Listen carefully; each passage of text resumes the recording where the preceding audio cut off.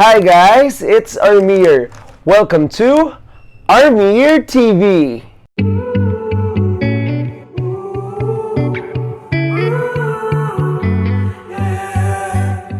For the very first time in my channel, tayo po ay magmumukbang. At ang naisip kong kainin para sa videong ito ay ang aking paboritong Chooks-to-Go. Among its contemporaries, naniniwala po ako na ang Chooks-to-Go yung pinakamasarap and hindi niya kailangan ng sauce para maramdaman niyo po yung lasa at tinamnam ng manok na ito.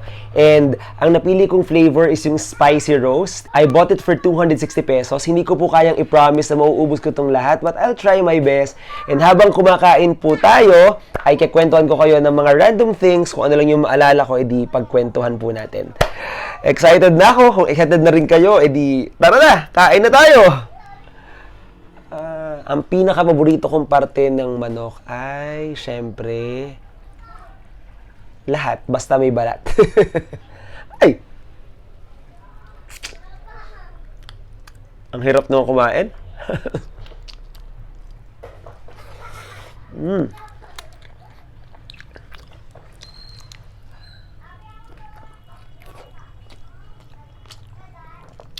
Masarap. Actually, nag-invite sana ako ng friends to join me. Kaso, naisip ko, next time na lang. Gusto ko sa unang mukbang ko, ako lang muna yung mapanood yung kumain.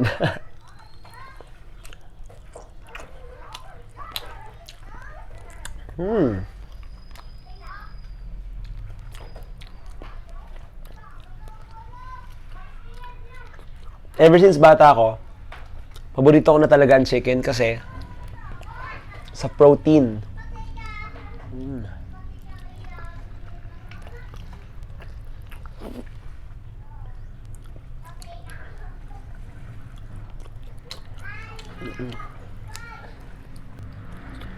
Kaya ako naisip gumawa nito kasi meron akong nakita na isang baguhang YouTuber na kumakain sa bus ng Chooks-to-Go. Si Patrick Ramirez. So sabi ko, tamang-tama, paborito ko rin yung Chooks-to-Go. So, mukbang din ako. Kain din ako ng Chooks-to-Go.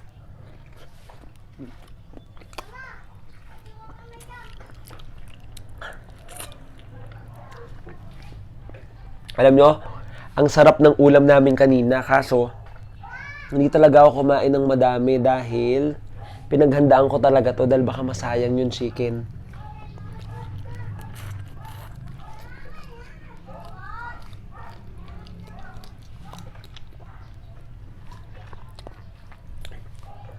Pag kumakain ako ng chicken, talagang simut sarap siya.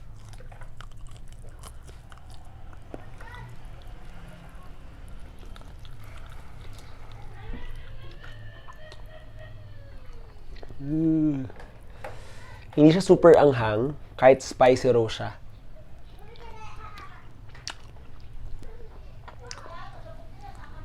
Sakto lang.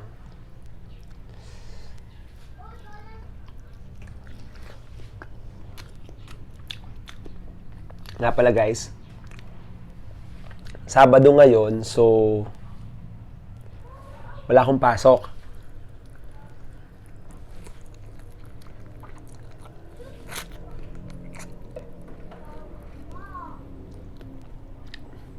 Nakapaglinis ako ng kwarto, mga cabinet ko dito, gamit. Nakapag-ayos, medyo umaliwalas ngayon dito sa kwarto. Tapos, naglaban na rin ako ng damit ko for the whole week.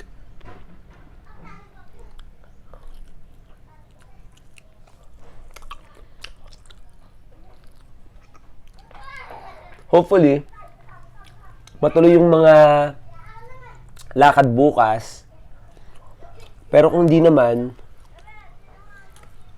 edi yung usual routine lang. Simba, aral, movies, gano'n.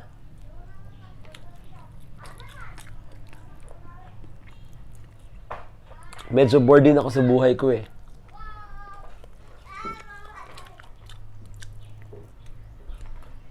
Para bang gusto ko lagi nag-explore, may ginagawa, may pinupuntahan. Saan kasi oras? Tsaka, lately kasi, nagkakasakit ako. Na sipon, lagnat, ganyan.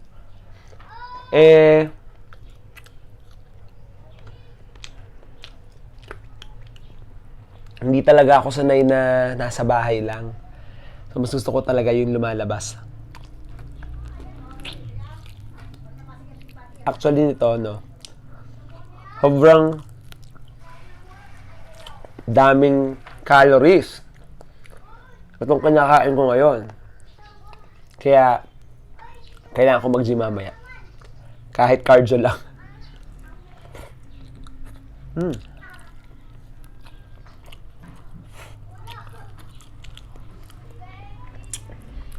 Namiss ko talaga tong Chooks-to-Go kasi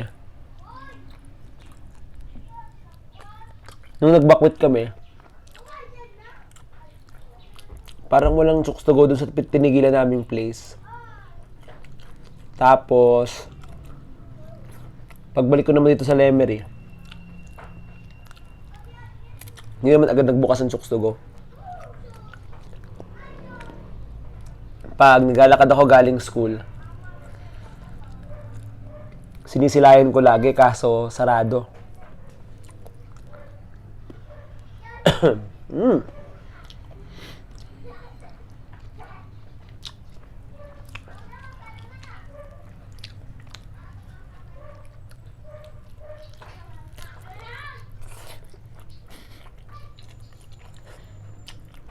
Yung mga gumagawa ng gantong video, minsan sobrang silang makanguya, sobrang ingay. Hindi. Ganoon naman talaga yung purpose nila. I know.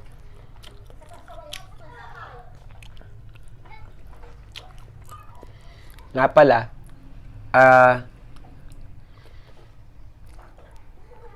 marami pa kaming mga inaabangang plans na gawin in the coming months.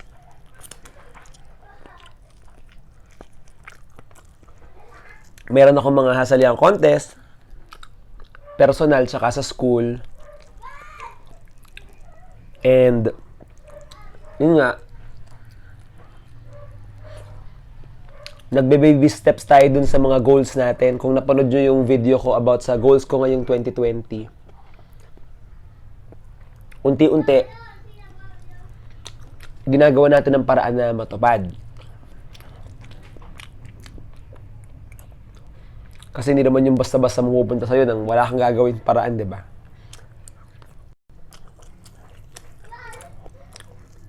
Tapos, nag-iisip po kung kailan ulit magkakaroon na holiday. Gusto ko manood ng magandang buhay kasi sa Instagram, napansin ako ni Jolina magdangal. Si Jolina kasi, super duper crush ko yan. Napansin niya yung isang post ko, sabi niya, she wants to meet me daw in person. Tapos yung cover ko ng isang kanta niya, ginawa niyang IG story. So hindi ko siya makakain kasi madami na siya. Yun, so gusto ko talaga na mawala ng pasok and magbubook ako ng ticket sa KTEX ba yun? Yung sa KTEX para makapanood ako ng magandang buhay taping ng live and makita ko ang aking crush and idol na si Jolina. Wag lang sana akong mamalasan na baka mamaya nagbook ako ng ticket tapos pag taping na wala siya doon, absent. Wag naman sana.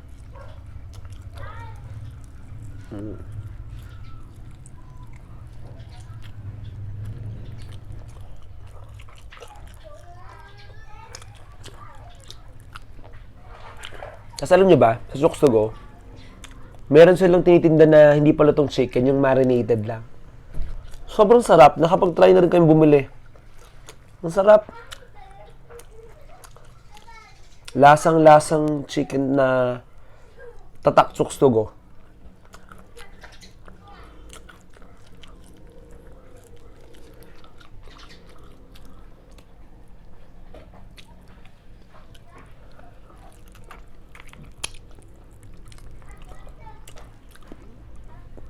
Kanina parang pagkabili ko nito, nagkikrave ako sa buko juice. Kaso bigla ako naisip, pag uminom ako ng buko juice, nabubusog ako agad. So, pinigilan ko na lang.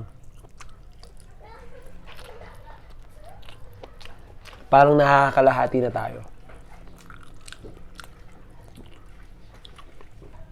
Buti na lang, hindi to bawal sa akin, kundi lagot ako sa doktor ko.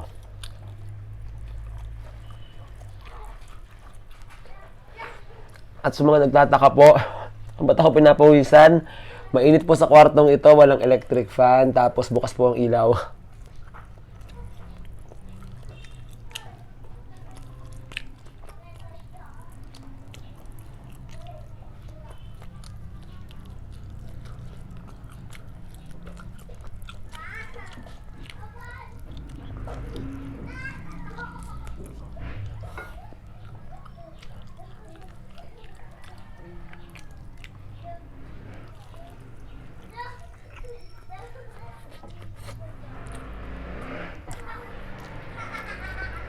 Inom muna tayo.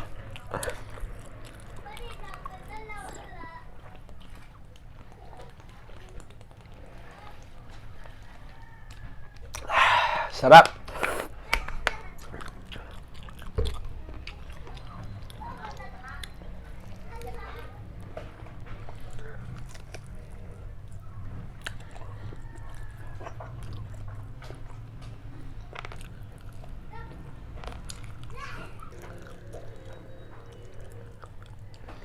Grabe, nakalahati ko na.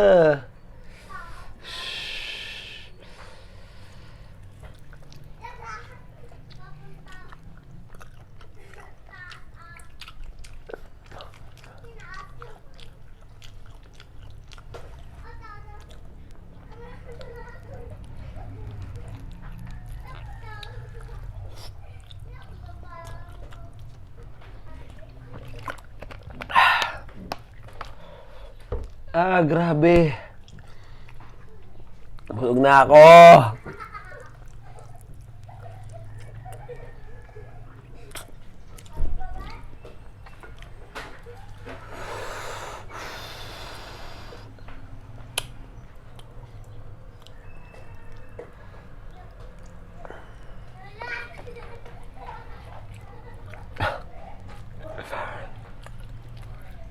Grabe.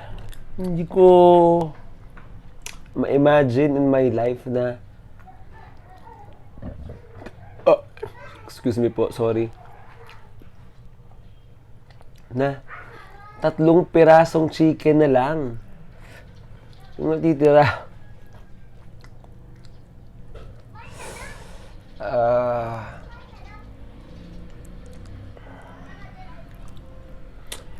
I'm looking forward na matapos na tong school year and I can't wait kung ano yung mga surprises na pwedeng ibigay sa akin ng buhay in the coming months, especially sa career ko.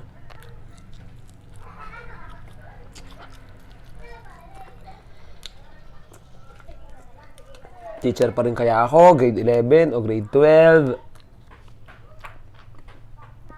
Tapos, or mag-change career ba tayo?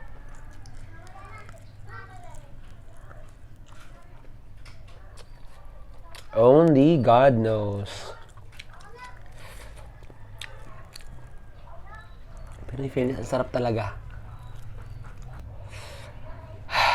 Hanghang.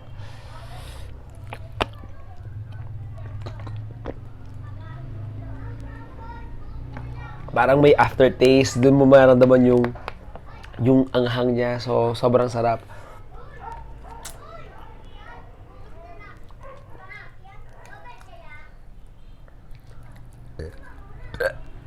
Sorry po.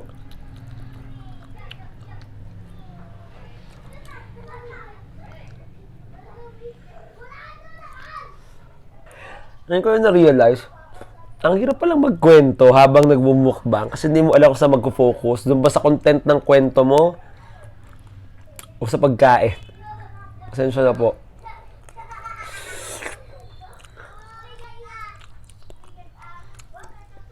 Kung marinig niyo po, may background noise tayo doon sa kapitbahay. Medyo naglalaro yung mga bata. So, shout out sa inyo mga kids. Hello!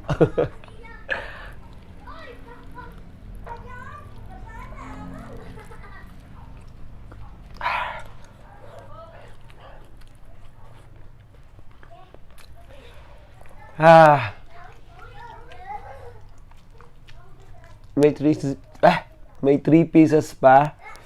Pero parang hindi ko na talaga kaya.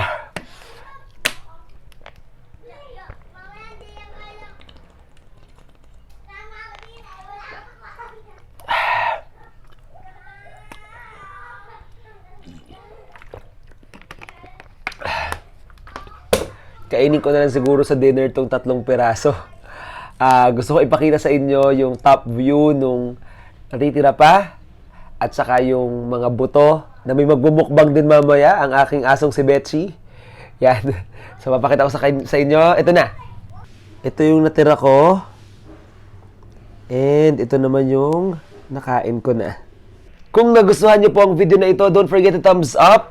Paki-like na po ang video na ito, and kung meron kayong mga pagkain na gustong ipakain sa akin para sa aking next mukbang video, i-comment nyo na po sa comment section below. And of course, don't forget to subscribe on my YouTube channel, that's ArmyrTV.